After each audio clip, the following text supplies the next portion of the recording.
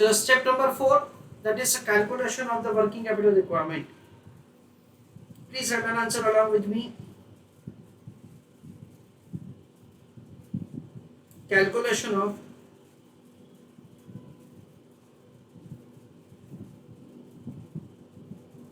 working capital requirement.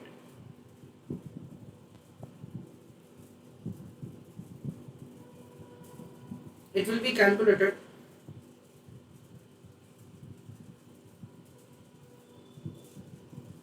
Taking into account जो हमको information दे रखा है। सबसे पहले हम लोग शुरू करेंगे stock of raw material.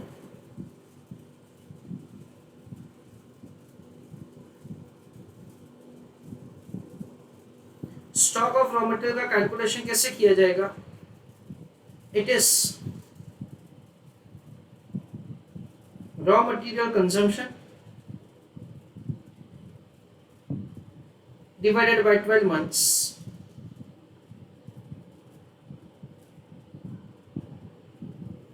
into raw material holding period। ऐसा करके stock of raw material calculate किया जाएगा। कंजम्पशन कितना है फ्रेंड्स? कंजम्पशन है 96,600 है ना। ध्यान रखना फ्रेंड्स, कंजम्पशन 84,000 नहीं है, टोटल कंजम्पशन हमको ध्यान में लेने का है। कंजम्पशन जो हमने फिनिश गुड्स के लिए किया और कंजम्पशन जो यूनिट्स प्रोसेस में उसके लिए हमने किया। तो 96,600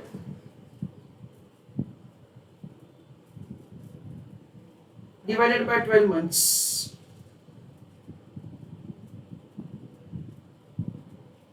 into raw material holding period. Question में क्या दे रखा है? रॉ मटेरियल का होल्डिंग पीरियड है 2 महीना। सो इनटू क्या करेंगे? 2 करेंगे। So we understand that 96,600 into 2 divided by 12, 16,100। तो ये स्टॉक ऑफ रॉ मटेरियल हो जाएगा। Next is WIP। WIP का स्टॉक कितना है? हमने ऑलरेडी ऊपर कैलकुलेट करके रखा है फ्रेंड्स। WIP का स्टॉक है 16,350। इसके लिए तो कुछ सोचना ही नहीं है।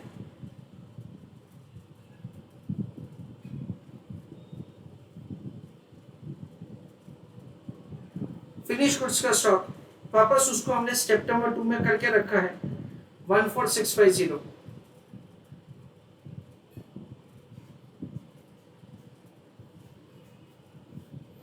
उसके बाद हम लोग लिखेंगे डेटर्स। कैसे किया जाएगा? Cash cost of credit sales divided by 12 months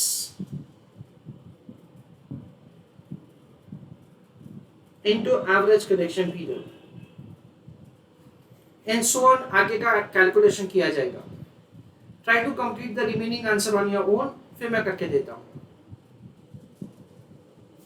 try to complete the entire answer, last working capital तक अपने आप करो। तो फ्रेंड्स डेटर्स का वैल्यूएशन कैसे होगा? Cash cost of the sales हमको क्वेश्चन में दे रखा है 1,58,850। पर इस पर क्या है फ्रेंड्स? इस पर हमको ऐसा दे रखा है कि पूरा का पूरा हमारा जो सेल्स है ना वो क्रेडिट पे नहीं है, 20% कैश में है, सिर्फ 80% ही क्रेडिट में है। सो इनटू 0.8 करेंगे divided by 12 months into 2 months। ऐसा किया जाएगा 158850 into 0.8 divided by 6, that is 21,180। ऐसा करके हमारा डेटा होगा। कैश बैलेंस हमको क्वेश्चन में डायरेक्टली दे रखा है। The amount of the cash balance is given to us in the question as 8,000।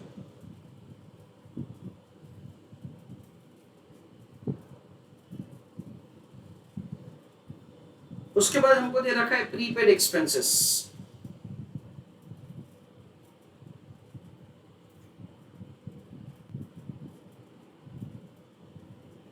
उसमें क्या किया जाएगा, सारे expenses divide by 12 into time period. क्योंकि क्वेश्चन में हमको क्या दे रखा है फ्रेंड्स, क्वेश्चन में ऐसा दे रखा है that all expenses are paid 1 month in advance. Advance में हमको दे रखा है 1 महीना।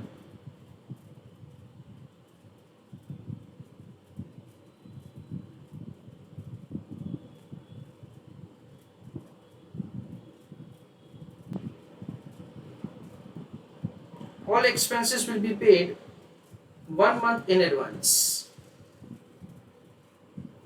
ओके, तो उसके लिए क्या किया जाएगा friends, direct wages and manufacturing expenses plus administration expenses plus selling expenses, जो भी टोटल होगा डिवाइडेड बाय 12 मंथ्स, क्या करेंगे इनटू टाइम पीरियड। ऐसा किया जाएगा। Direct wages and manufacturing expenses की तरह फ्रेंड्स इट इज 66250। देखो ध्यान रखना 62,500 नहीं है। कई बार क्या होता है स्टूडेंट 62,500 ले लेते हैं, पर हमको यहाँ पे पूरा खर्चा देने का है। सो 66250 हम लोग लेंगे। सो वी अंडरस्टैंड एट से 66250 प्लस एडमिनिस्ट्रेशन का है 14,000 प्लस सेलिंग एक्सपेंसेस है 13,000 डिवाइडेड बाय 12 मंथ्स। क्या करेंगे into time period. Time period कितना है 1 महीना। ऐसा सो 66250 plus 14,000 plus 13,000, so it is 93,250 divided by 12, so 7,771, that is the prepaid expenses। फिर होगा एडवांस टैक्स। क्वेश्चन में हमको ऐसा दे रखा है दैट इनकम टैक्स प्रोविजन है 10,000 रुपए। Further, it has been given to us that says 70% of the tax will be paid in form of advance tax. So हमारा advance tax कितना आएगा 10,000 रुपए, उसका 70% यानी 7,000 रुपए। ये हमारा होगा एडवांस टैक्स। मैं टैक्स के बारे में आपको थोड़ा ज्यादा एक्सप्लेन कर देता हूं। आपका एडवांस टैक्स का जो चैप्टर होगा ना उस पर ये सारा चीज डिटेल में डिस्कस होगा, पर यहाँ पे मैं आपको थोड़ा सा समझा देता हूँ। For example year 1st of April 2021 to 31st of March 2022, we understand at से ये जो पूरे साल में हम लोग इनकम कमाते हैं उसके लिए असेसमेंट होता है उसके नेक्स्ट ईयर में, यानी 2022-23। द असेसमेंट ईयर इज 2022-2023, ऐसा हम लोग समझते हैं। Now we understand importantly that ये साल में जो इनकम हमने कमाया उसका असेसमेंट यहाँ पे होगा, पर क्या इसका टैक्स भी हमको यहाँ पे करना है? नहीं। Government is very smart. Government is से telling us to do something like this कि ये पूरे साल में जो आप लोग इनकम कमाओगे और उसके ऊपर जो आपका टैक्स का लायबिलिटी होता है that you are required to pay during the year only. उन्होंने दे रखा है 15th of June, 15th of September, 15th of December and 15th of March.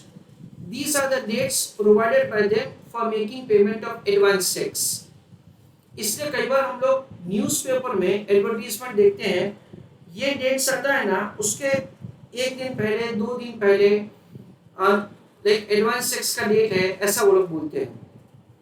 you are required to pay say certain portion of the tax to be paid over here. For example, आपको 25% यहाँ तक भरना है, 50% यहाँ तक भरना है, 75% यहाँ तक भरना है और 100% आपको यहाँ तक भरना है. यानी आपको at this point of time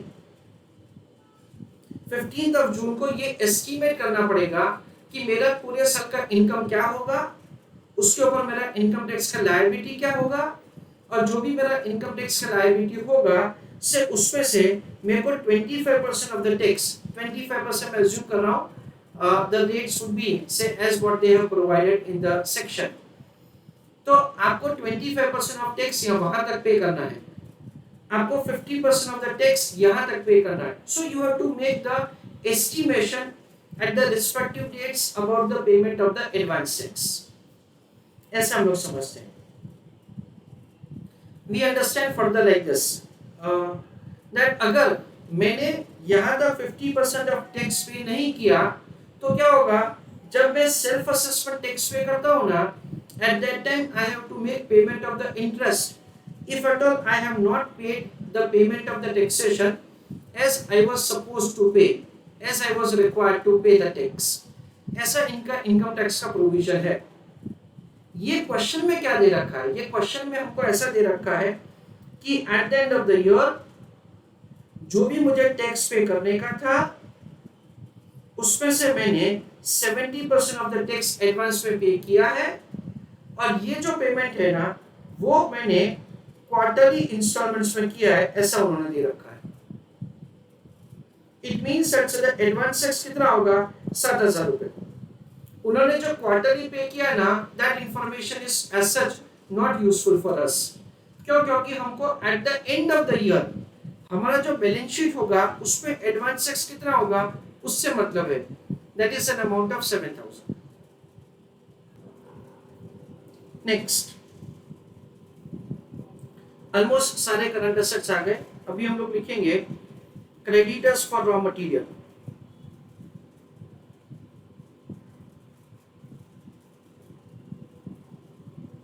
उसका कैलकुलेशन कैसे होगा, it is annual credit purchase divided by 12 months into average payment period. ऐसा इसका कैलकुलेशन होगा. पूरे साल का परचेस क्या होगा फ्रेंड्स, जैसे अभी हमने समझा, closing plus consumption minus opening divided by 12 months into average payment period. हमारा एवरेज पेमेंट पीरियड क्या है फ्रेंड्स, 1.5 month. हमको क्वेश्चन में दे रखा है average payment period is 1.5 month. So into 1.5 month, ऐसा हम लोग समझते हैं. क्लोजिंग कितना है, क्लोजिंग है 16,100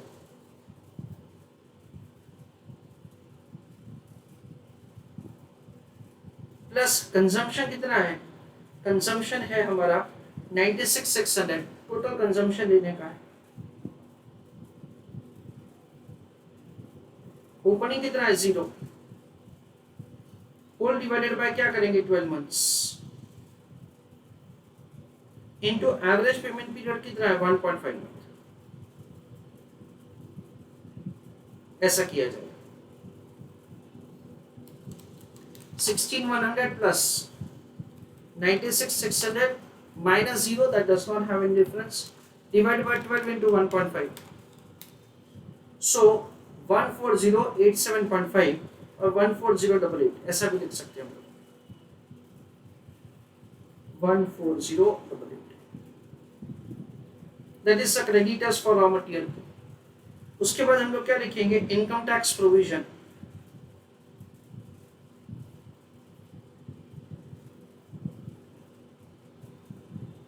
That is an amount of rupees 10,000. यानी टैक्स प्रोविजन होगा 10,000 और एडवांस टैक्स होगा 7,000. या तो हम लोग क्या लिख सकते हैं, income tax provision net of the advance tax. So 10 minus 7 ऐसा करके हम लोग 3000 रुपए डायरेक्टली लिख सकते हैं. That is the way we have the income tax provision. This is the way will compute the working capital requirement before margin for contingencies. फिर उसमें मार्जिन ऑफ कंटिजेंसीज ऐड करो और हमारा फाइनल आंसर आ जाएगा. So now we will have the calculation of the working capital. 16100 plus 16350 plus 14650 plus 21180 plus 8000 रुपए का cash balance plus 7771 prepaid expenses plus 7000 रुपए advance tax minus 14088 minus 10,000 रुपए. तो ये हमारा हो जाएगा working capital requirement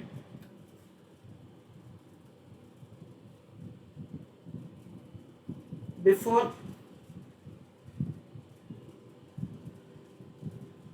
margin for contingencies.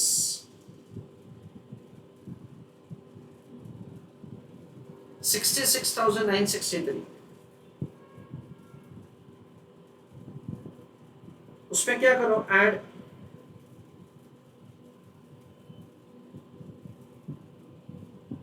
Margin for contingencies.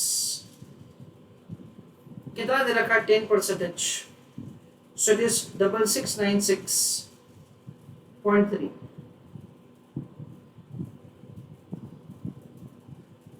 Ten % दे रखा है. सो 66,963 इंटू 10%. और उसके बेसिस से आएगा हमारा टोटल वर्किंग कैपिटल रिक्वायरमेंट.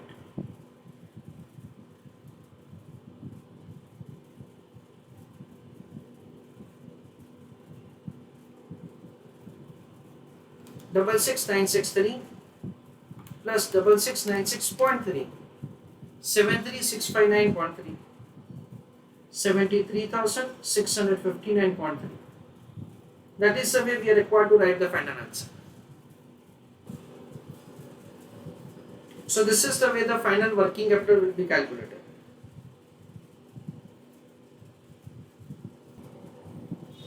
तो पूरे आंसर का एक छोटा सा समरी ले लेते हैं. सबसे पहले हमने एक इंपॉर्टेंट वर्किंग नोट यहाँ पे किया, WIP का कैलकुलेशन, जिसमें हमको कंप्लीशन स्टेज जो दे रखा था with respect to the number of units which are in process, उसको हमने ध्यान में लिया और हमने यहाँ पे वर्किंग कैपिटल का कैलकुलेशन कैलकुलेट किया.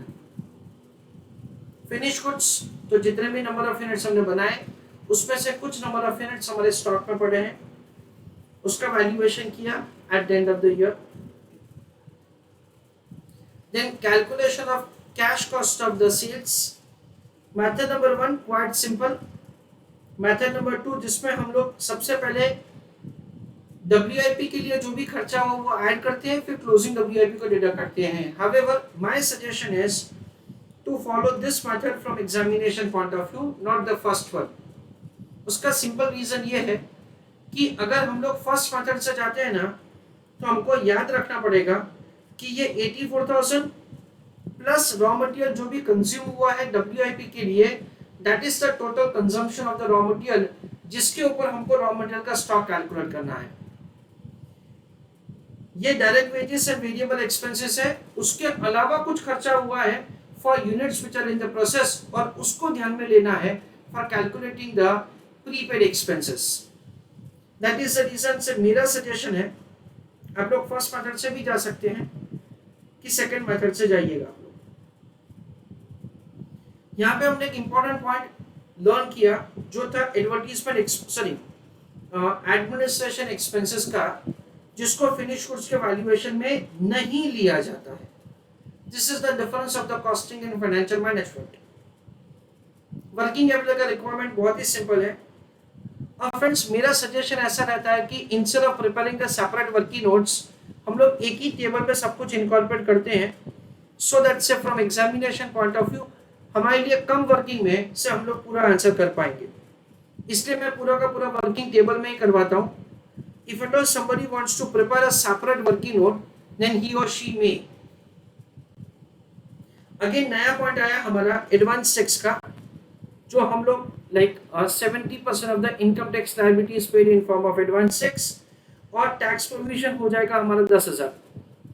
somebody does not want to write both of them separately और सिर्फ टैक्स प्रोविजन लिखना है 3,000 का, तो भी आप लोग लिख सकते हैं.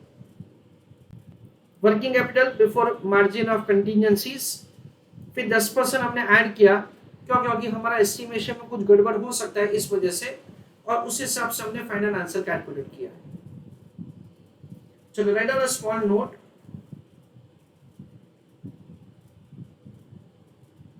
In this question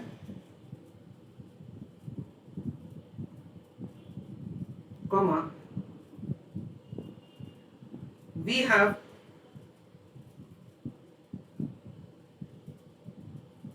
calculated working capital considering advance tax and income tax provision.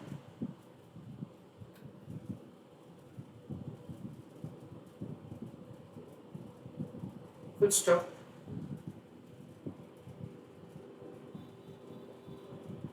Advance tax is indicating,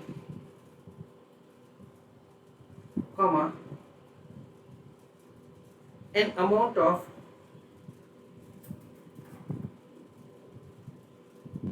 income tax paid during the year only.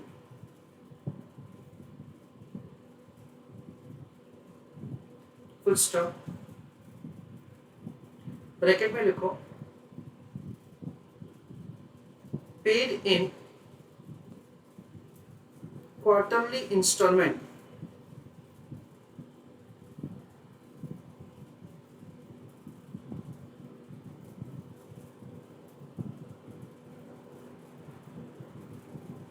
is not useful. Full stop. Total amount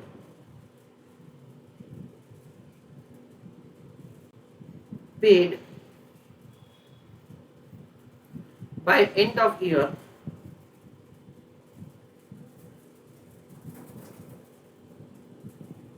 is important.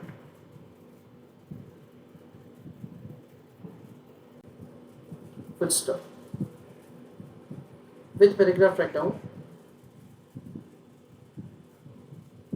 We may show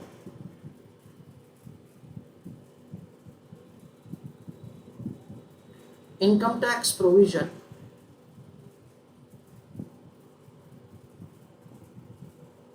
net of advances.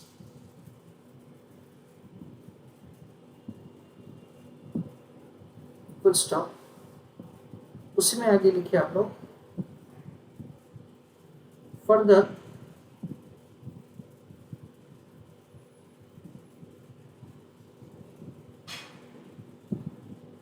margin for contingencies means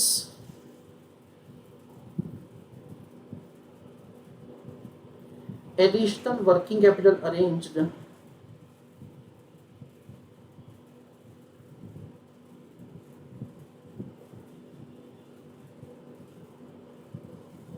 comma on a safer side. Full stop. ऐसा हम लोग समझते हैं.